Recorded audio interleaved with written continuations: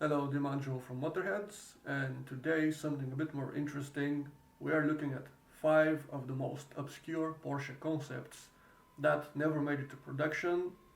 We're gonna take a look at each of them and see what could have been had Porsche made these cars. Obviously, there's a lot more than 5 concepts. Porsche has given us many cool stuff that never made it to production. But these are some of the most obscure ones that you've probably never heard of. Now, starting off with a very interesting one, we got the Porsche 965 Turbo.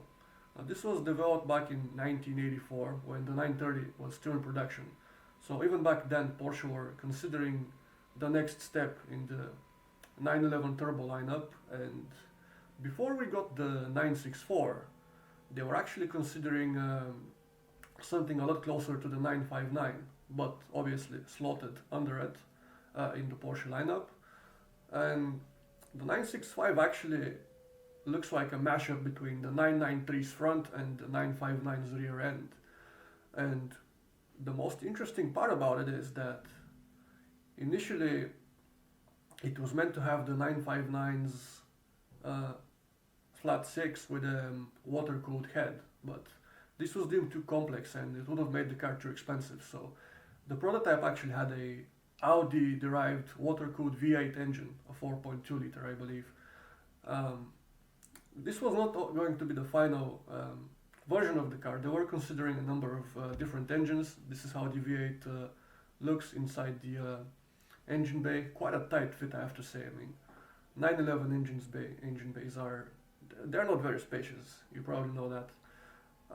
They were considering a few other options, a V6 even, and Metzger styled, Metzger designed racing V8.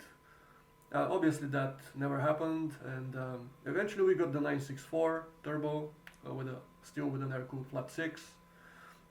Now there were 16 prototypes built from the 965. To the best of our knowledge, only one remains. And yeah, that's the rear shot.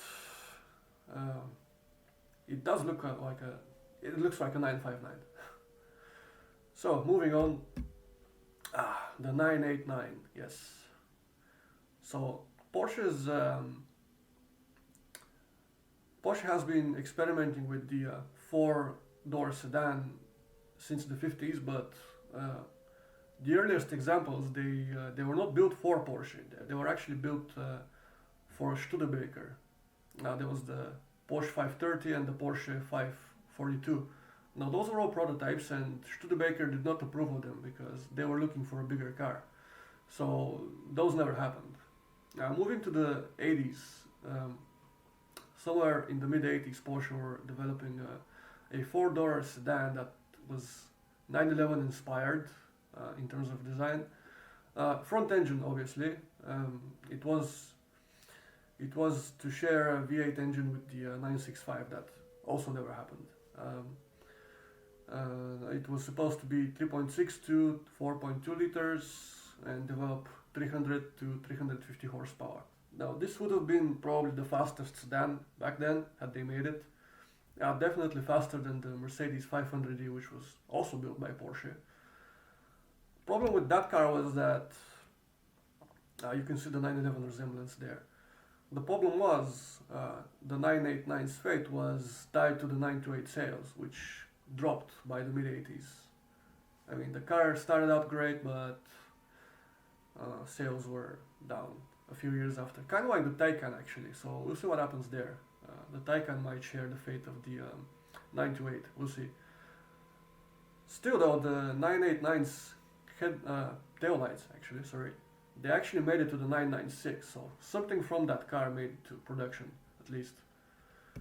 Next up, we got the 969, and as the name suggests, it was meant to be a 959 successor. And you can see that the concept car actually looks identical. Now this was to be an evolution of the 959, not like an all new model.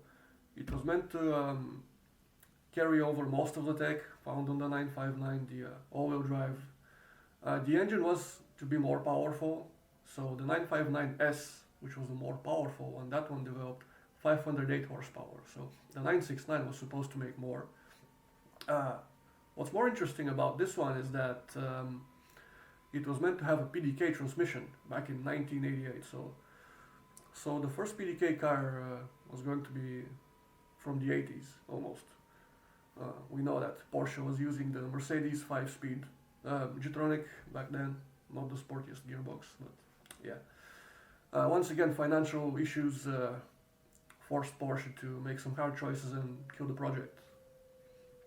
Moving on, something more recent, Porsche Pajun from 2015. This was to be a smaller sedan, slotted under the Panamera. They were talking about a V6 hybrid powertrain. It was probably going to have an Audi engine, because while Porsche did have a V6 at the time, the 3.6 liter, it was not the VR6 in the Panamera, first generation. It was a Porsche engine. But they still didn't have a hybrid powertrain, so you were gonna pay Porsche price for essentially what was powered by an Audi mill. And at times when the Panamera was still fresh, I guess Porsche decided not to risk on it. It was delayed till 2019, and eventually we got the Taycan. So yeah, now we see what's happening there. Moving on, something that Porsche, I'm guessing it's not very proud of, the Porsche C88. It's a very different Porsche. And so in the 90s, the Chinese government approached a couple of established car makers, Porsche among them. And they commissioned an affordable car for the masses, for the Chinese families. Now this was Porsche's, what Porsche came up with.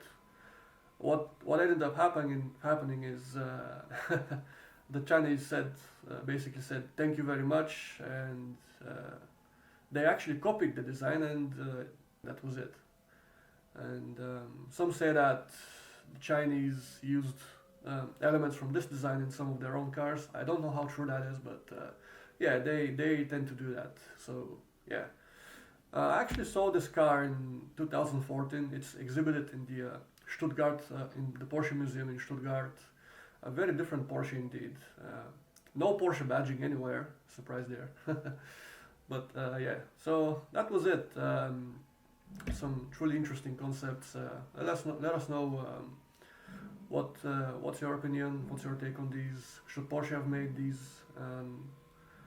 Should we have included something else? And yeah, obviously, if you want to read more about these cars, feel free to check out the article in the description. And thank you for watching. See you next time.